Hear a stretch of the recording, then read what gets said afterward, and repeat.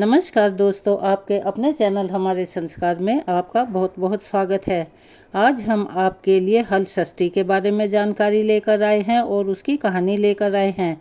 लेकिन उससे पहले अगर आप हमारे चैनल पर नए हैं और अभी तक आपने हमारे चैनल को सब्सक्राइब नहीं किया है तो आप सभी से निवेदन है कि हमारे चैनल को सब्सक्राइब करें, वीडियो को लाइक करें, ज़्यादा से ज़्यादा शेयर करें ताकि इन कथाओं के श्रवण का लाभ और लोगों को भी मिल सके। बेल आइकन को दबाना ना भूलें ताकि हमारी आगे आने वाली वीडियो की जानकारी आपको नोटिफिकेशन के जरिए मिल जाया करे।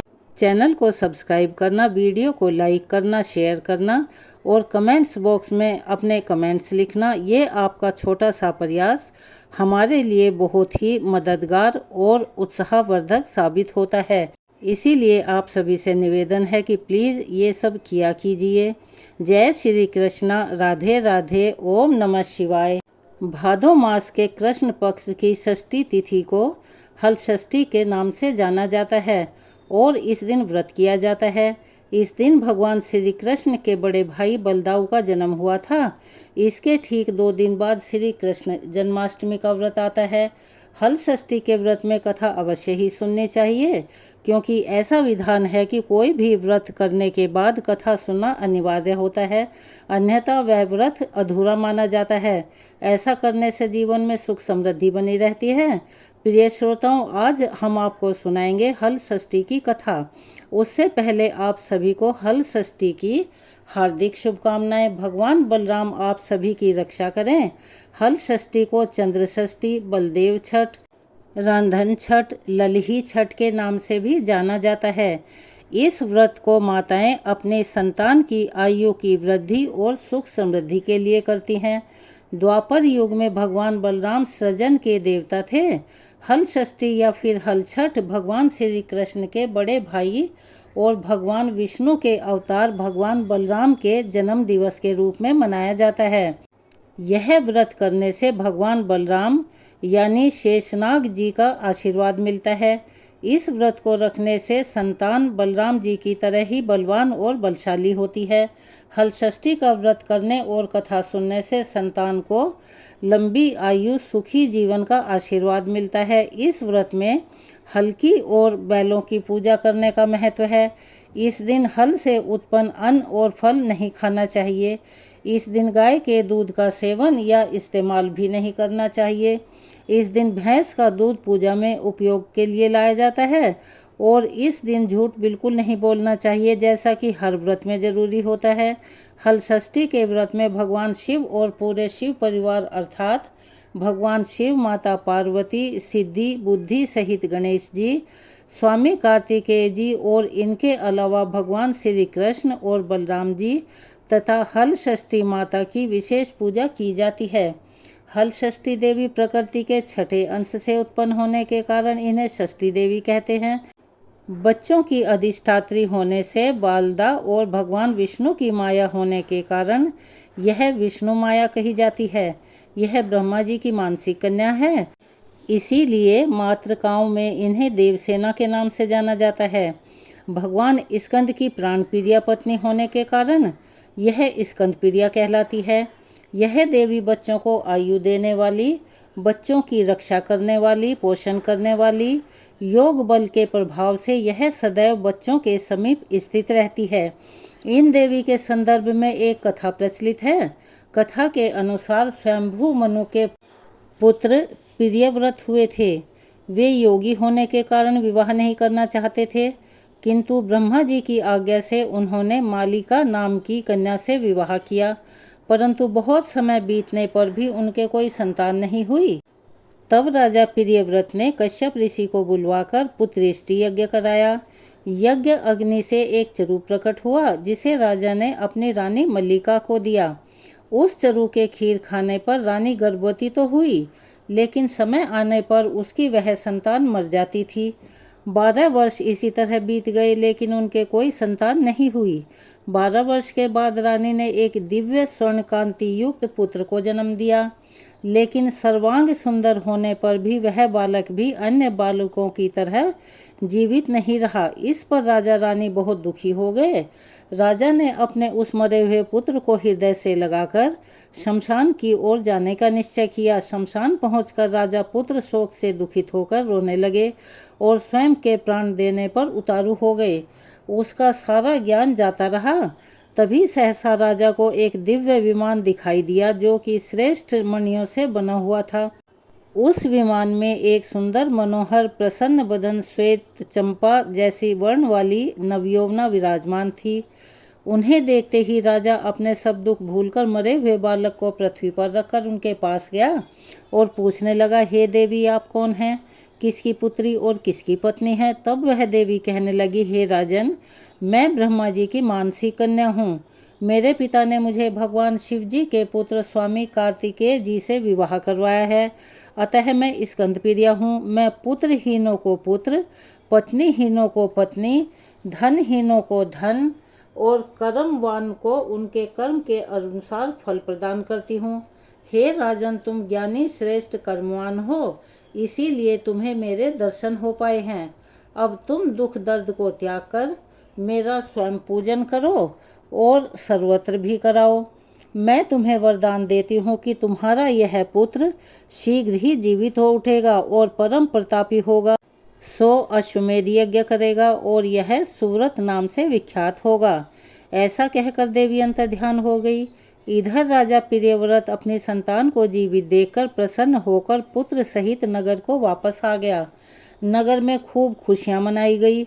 बालक के जन्म से 6वें दिन सूतिका गृह में षष्ठी माता का पूजन करके आनंद उत्सव मनाया गया। उसी दिन से पूरे संसार में छठी के आयोजन की परंपरा चल पड़ी। इस प्रकार हर अर्थात शिव परिवार से होने के कारण यह देवी हर छठ और यह व्रत हल षष्ठी के दिन करने के कारण हल षष्ठी कहलाता है। इस विषय में और भी कई कथाएं प्रचलित है। कथा के अनुसार मथुरा का राजा कंस अपनी बहन देवकी को विवाह के बाद विदा कराने जा रहा था। तभी आकाशवाणी के वचन सुनकर कि देवकी का 8वां गर्भ तेरी मृत्यु का कारण बनेगा, यह जानकर उसने अपने बहनों और अपनी बहन को कारागार में डाल दिया और वसुदेव देवकी के 6 पुत्रों को एक एक करके कंस ने मार डाला। जब 7वें बच्चे के जन्म का समय नजदीक आया तब देव ऋषि नारद जी वसुदेव देवकी से मिलने पहुंचे और उनके दुख का कारण जानकर देवकी जी को हलषष्ठी देवी के व्रत रखने की सलाह दी। देवकी जी ने नारद जी से हलषष्ठी व्रत की महिमा और कथा पूछी। तब नारद जी ने पुरातन इतिहास कहना शुरू किया कि चंद्रवंश का एक राजा हुआ था जिनका एक ही पुत्र था। राजा ने राहगीरों के लिए तालाब खुदवाए किंतु उसमें जल नहीं रहा, सूख गया। राहगीर उस रास्ते से जाते और सूखे तालाब को देखकर प्यास के मारे राजा को गालियां दिया करते। इस समाचार को सुनकर राजा बहुत दुखी हो गया कि मैंने तालाब खुदवाया, मेरा तो धन और धर्म दोनों ही व्यर्थ हो गया।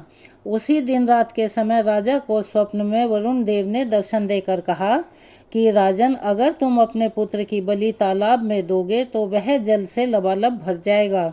सुबह राजा ने स्वप्न में कही हुई बात दरबार में सुनाई और कहा कि मेरा धन और धर्म भले ही व्यर्थ हो जाए परंतु मैं अपने पुत्र की बलि नहीं दूंगा। यह बात लोगों से होती हुई राजकुमार तक पहुंची। तब वह सोचने लगा कि अगर मेरी बलि से तालाब में पानी आ जाए तब तो लोगों का भला ही होगा। यह सोचकर राजकुमार खुद ही अपनी बलि देने के लिए तालाब में बैठ गया। अब वह तालाब पानी से लबालब भर गया। जल के जीव जंतुओं से तालाब भर गया। इकलौते पुत्र के बलि हो जाने से राजा दुखी होकर वन को चला गया। वहाँ 5 स्त्रियां व्रत कर रही थी, जिन्हें देखकर राजा ने पूछा कि वह कौन सा व्रत और क्यों कर रही हैं। पूछने पर स्त्रियों ने हलषष्ठी व्रत की संपूर्ण विधि विधान बतलाया, जिसे सुनकर राजा वापस नगर को गया और फिर उसने अपनी रानी के साथ मिलकर उस व्रत को किया। व्रत के प्रभाव से राजपुत्र जीवित होकर तालाब से बाहर निकल आया। तब राजा परिवार सहित हलषष्ठी की माता की जय जयकार कर सुखपूर्वक निवास करने लगा। हलषष्ठी की यह कथा देव ऋषि नारद ने देवकी जी को सुनाई थी। अब नारद जी ने देवकी जी से हलषष्ठी व्रत की अन्य कथाएं कहना शुरू किया कि हे देवी, उज्जैनी नगरी में 2 सौतन रहती थी। एक का नाम रेवती था और दूसरी का नाम मानवती था। रेवती के कोई संतान नहीं थी, जबकि मानवती के 2 पुत्र थे। रेवती अपनी सौतन के बच्चों को देखकर हमेशा उनसे जलती थी और उनके पुत्रों को मारने का प्रयास करती रहती थी। एक दिन उन्होंने मानवती को बुलाकर कहा कि बहन, आज तुम्हारे मायके से कुछ लोग मुझसे मिले थे। उन्होंने बताया कि तुम्हारे पिताजी बहुत बीमार हैं और वह तुम्हें देखना चाहते हैं। पिता की बीमारी को सुनकर मानवती बहुत दुखी हुई। रेवती कहने लगी, बहन, तुम जल्दी से अपने पिता से मिलने चली जाओ। तुम्हारे आने तक तुम्हारे बच्चों का मैं ध्यान रखूंगी।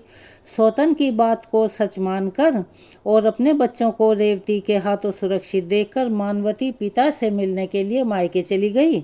इधर रेवती बच्चों को मारने का अच्छा मौका जानकर उन दोनों बच्चों को मारकर जंगल में फेंक आई। मानवती जब मायके पहुंची तो पिता को स्वस्थ देखकर पिता से अपनी सौतन की कही हुई बातों को कहने के बाद उनकी सकुशल मंगल पूछने लगी। अब मानवती के माता पिता ने अनहोनी के संदेह से पुत्री को वापस जाने को कहा, किंतु मानवती की माता ने कहा कि पुत्री, आज हलषष्ठी माता का व्रत का दिन है, इसीलिए तुम भी अपने पुत्रों की दीर्घायु की कामना से यह व्रत करके आज की जगह कल चली जाना। माता की सलाह मानकर मानवती पुत्रों की स्वस्थ कामना से हलषष्ठी माता का व्रत धारण कर दूसरे दिन अपने घर जाने को निकली। रास्ते में वही जंगल पड़ा। वहाँ उसने अपने बच्चों को खेलता देखा तो उनसे पूछा कि तुम लोग यहाँ कैसे पहुँचे। तब उन बालकों ने बताया कि माँ, आपके माँ के चले जाने पर हमारी दूसरी माता रेवती ने हमें मारकर यहाँ फेंक दिया था। तभी एक दूसरी स्त्री आकर हमें फिर से जिंदा कर गई। अब मानवती को समझते देर नहीं लगी कि ये सब माता हलषष्ठी की कृपा से ही संभव हुआ है और वह माता हलषष्ठी की जय जयकार करती हुई अपने घर को वापस आ गई। नगर में मानवती के पुत्रों को पुनः जीवित देखकर माता हलषष्ठी की महिमा जानकर सभी स्त्रियां अब हलषष्ठी का व्रत करने लगी। नारद जी ने देवकी जी से हलषष्ठी व्रत की एक और कथा कहना शुरू किया कि हे देवी, दक्षिण में एक सुंदर नगर है। वहाँ एक बनिया अपनी पत्नी के साथ रहता था। दोनों पति पत्नी स्वभाव से बहुत अच्छे और संस्कारी थे।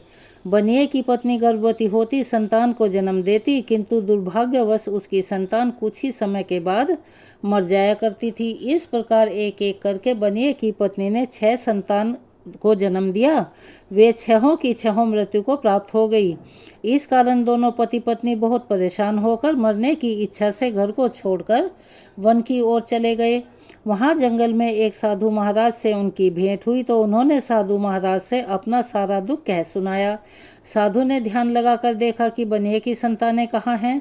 साधु ध्यान में यम, कुबेर, वरुण, इंद्र आदि लोकों तक ढूंढ आए, लेकिन जब वहाँ बनिए के बच्चे नहीं दिखे तो वह साधु ब्रह्मलोक को गए। वहाँ साधु ने बनिए की सारी संतानों को देखकर उन्हें अपने माता पिता के पास वापस लौटने का आग्रह किया। बच्चों ने वापस लौटने से मना करते हुए कहा कि मुनिवर, इससे पहले हम कई बार जन्म ले चुके हैं। हम किस किस माता पिता को याद रखकर उनके पास जाएं? हम जन्म, मृत्यु और गर्भ के चक्कर से अब मुक्त हैं, इसीलिए अब हम वापस नहीं जाना चाहते। यह बात जानकर साधु ने उनसे बनिए को दीर्घजीवी संतान प्राप्ति का उपाय पूछा। तब उन आत्माओं ने कहा कि यदि बनिया और उसकी पत्नी माता हलषष्ठी का व्रत रखकर पूजन कथा का श्रवण कर अपने पुत्र को व्रत के बाद जल से भीगा कपड़ा अर्थात पोता लगाएं तो उनका वह बालक दीर्घजीवी होगा। उन आत्माओं से इस प्रकार सुनकर साधु ध्यान से वापस आकर बनिए से हलषष्ठी व्रत की कथा, नियम आदि के बारे में बताने लगे। साधु से इस विधि विधान को जानकर दोनों पति पत्नी घर वापस गए। समय बीतने पर जब हलषष्ठी व्रत का दिन आया तो उन दोनों पति पत्नी ने व्रत रखा और संतान प्राप्ति का वर मांगा। माता हलषष्ठी की कृपा से अब बनिए की पत्नी गर्भवती हुई और उसने एक सुंदर स्वस्थ संतान को जन्म दिया। अगले व्रत पर उन्होंने साधु के बताए अनुसार अपने पुत्र को पोता मारा। माता की कृपा से अब उनकी संतान दीर्घायु हो गई। बनिए का परिवार हंसी खुशी अपनी संतानों के साथ जीवन यापन करने लगा। प्रिय माताओं बहनों, अब संतान की दीर्घायु और उनके सुखद भविष्य की कामना से एक और कथा का श्रवण करते हैं। यह कथा महाभारत काल से जुड़ी हुई है। एक बार युधिष्ठिर ने भगवान श्री कृष्ण से बहुत दुखी होकर कहा, हे देवकी नंदन, सुभद्रा अपने पुत्र अभिमन्यु के मरने के बाद शोक संतप्त है और अभिमन्यु की पत्नी उत्तरा के गर्भ में अभिमन्यु की संतान भी ब्रह्मास्त्र के तेज से दग्ध हो रही है, क्योंकि दुष्ट अश्वत्थामा ने गर्भ को निस्तेज कर दिया है। द्रौपदी भी अपने 5 पुत्रों के मारे जाने से अत्यंत दुखी है। हे केशव, इसीलिए इस महादुख से मुक्ति पाने का कोई उपाय बताइए।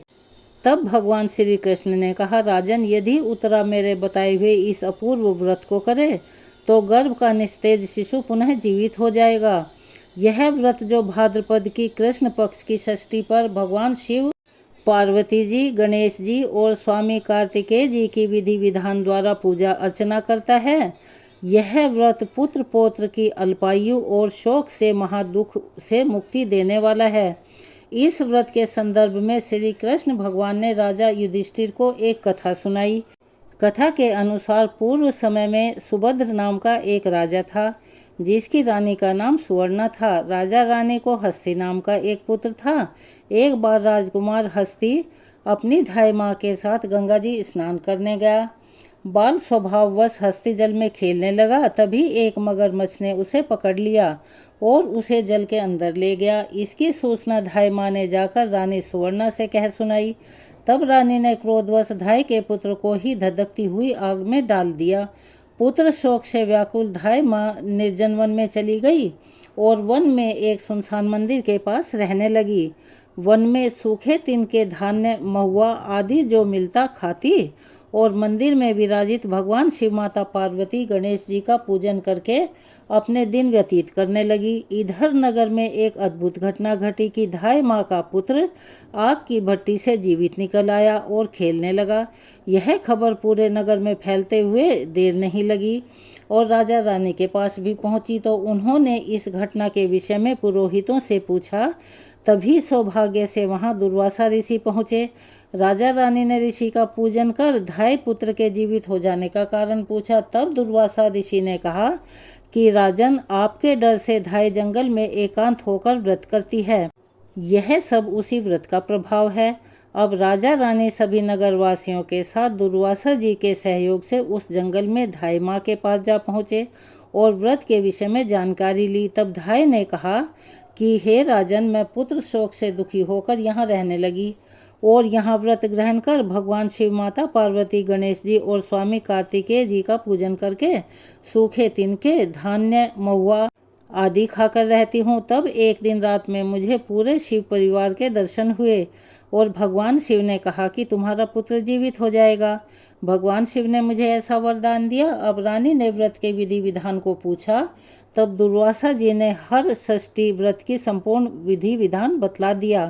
राजा रानी ने हल षष्ठी व्रत की महिमा जानकर इस व्रत को किया। व्रत के प्रभाव से राजा का पुत्र हस्ती ग्रह के चंगुल से छूटकर खेलते हुए नगर में वापस आ गया। अपने पुत्र को सकुशल पाकर राजा रानी बड़े सुखी हुए और धाई भी पुत्र के साथ प्रसन्न होकर वहीं रहने लगी। वही बालक हस्ती आगे चलकर परम प्रतापी हुआ और अपने नाम से हस्तिनापुर नगर को बसाया।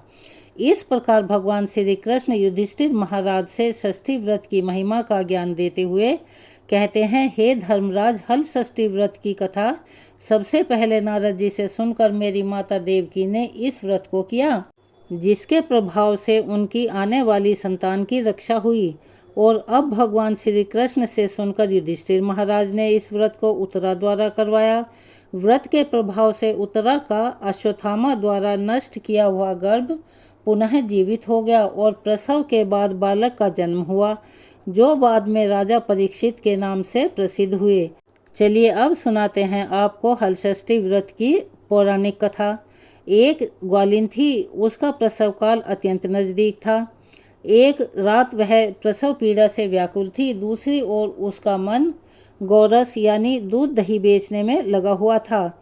उसने सोचा कि अगर मुझे प्रसव हो गया तो यह दूध दही तो ऐसे ही पड़ा रहेगा और ख़राब हो जाएगा। यह सोचकर उसने दूध दही के घड़े सिर पर रखे और बेचने के लिए चल पड़ी।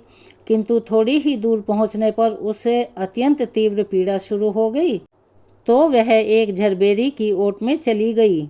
वहां उसने एक स्वस्थ बच्चे को जन्म दिया। वह बच्चे को वहीं छोड़कर पास के गांवों में दूध दही बेचने चली गई। संयोग से उस दिन हल षष्ठी थी।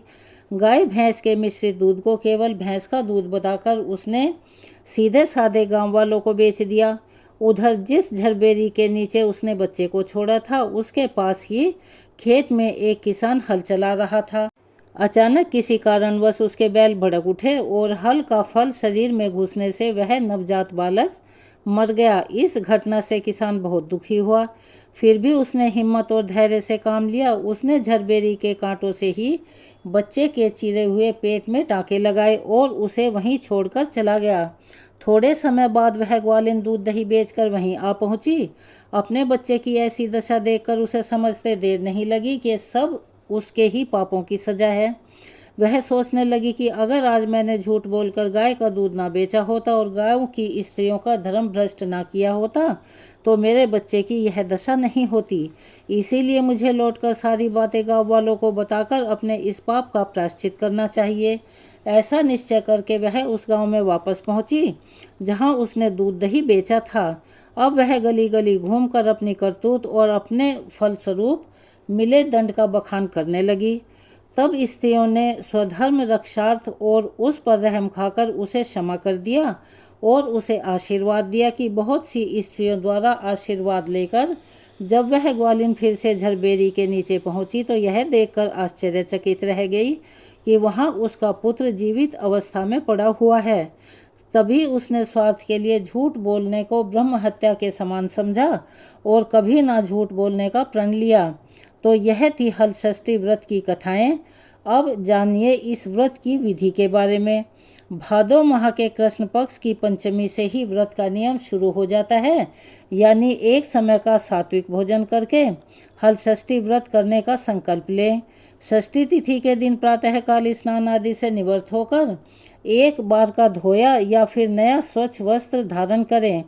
फिर माताओं को श्रृंगार करना चाहिए। पूजा वाली जगह को साफ करके भैंस के गोबर से लीपकर एक बनावटी तालाब या सगरी बनानी चाहिए। फिर इस तालाब में झरबेरी, ताश, गूलर या पलाश की एक एक टहनी बांधकर लगा देनी चाहिए, जिसे हरछठ कहते हैं। फिर उस तालाब में जल भर देना चाहिए। तालाब में वरुण देवता का पूजन करना चाहिए। एक चौकी में मिट्टी से बने शिव जी, माता पार्वती, गणेश जी और कार्तिकेय जी की मूर्ति भी बनाकर रखनी चाहिए। कागज या दीवार पर षष्ठी माता का भैंस के घी में सिंदूर से मूर्ति बनाकर रखें। पूजा स्थल पर बच्चों का कोई खिलौना भी अवश्य रखें। हर छठ के पास में ही श्रृंगार सामग्री और हल्दी से रंगा हुआ कपड़ा, जिसे पोता भी कहते हैं, वो भी रखें। कलश की स्थापना करें। गौरी गणेश रखें। नवग्रह की स्थापना करें, क्योंकि इस व्रत में हल से जुते हुए किसी भी अनाज का प्रयोग नहीं किया जाता। इसीलिए आज के दिन पसही चावल का अक्षत, भैंस का दूध और भैंस के दूध से ही बने हुए दही या घी का उपयोग करना चाहिए। पूजा में लाई, भुना हुआ या सूखा महुआ चढ़ाएं। व्रत की कथा सुनें, आरती करें, फिर ब्राह्मण को दक्षिणा देकर आशीर्वाद ग्रहण करें। इस दिन बड़े बुजुर्गों का आशीर्वाद लेकर व्रत को पूर्ण करना चाहिए। बच्चों को प्रसाद के रूप में धान की लाई, भुना हुआ महुआ या चना, गेहूँ, अरहर आदि 6 प्रकार के अन्नों को मिलाकर बांटना चाहिए। पूजा करने के बाद अपनी संतान के पीठ वाले भाग में कमर के पास सगरी के जल से भीगा हुआ कपड़ा मारकर, जिसे पोता कहते हैं, अपने आंचल से पोंछना चाहिए। इस दिन क्या करना चाहिए, तो इस दिन महुए की दातुन करें। भोजन बनाते समय चम्मच के रूप में महुए के पेड़ की लकड़ी का उपयोग करें। भोजन के लिए महुए के पेड़ के पत्ते का दोना पत्तल के रूप में उपयोग करना चाहिए। इस दिन खाने वाली चीज़ों में पसही का चावल का भात, बिना हल जुते ही उगने वाली चीज़ें खानी चाहिए। 6 प्रकार की भाजी की सब्जी, भैंस का दूध, दही या घी और सेंधा नमक का ही उपयोग करना चाहिए। बच्चे, बूढ़े और जानवरों को भोजन जरूर देना चाहिए। हल से जुती हुई भूमि पर नहीं सोना चाहिए, यानी खेत में नहीं सोना चाहिए। हल चले यानी जुते हुए जमीन का अन्न, फल, साग, सब्जी या अन्य भोज्य पदार्थों का सेवन ना करें। तामसिक भोजन को ना छुएं। लहसुन प्याज का प्रयोग बिल्कुल ना करें। गाय के दूध, दही, घी को इस दिन प्रयोग में नहीं लेना चाहिए। बच्चे और बूढ़ों का अनादर ना करें और झूठ ना बोलें। यह थी हलषष्ठी व्रत की कथा और पूजा की विधि। आपको कैसी लगी, कितनी फ़ायदेमंद रही, कमेंट्स बॉक्स में अपनी राय अवश्य लिखें। अगर आप हमारे चैनल पर नए हैं और अभी तक आपने चैनल को सब्सक्राइब नहीं किया है तो आप हमारे चैनल को सब्सक्राइब करें, वीडियो को लाइक करें, ज़्यादा से ज़्यादा शेयर करें ताकि यह जानकारी, ये कथाएं और लोगों तक भी पहुंच सकें। बेल आइकन को दबाना ना भूलें ताकि हमारी आगे आने वाली वीडियो की जानकारी आपको नोटिफिकेशन के ज़रिए मिल जाया करे। कमेंट्स बॉक्स में हरे कृष्णा, राधे राधे, हर हर महादेव लिखना ना भूलें। धन्यवाद।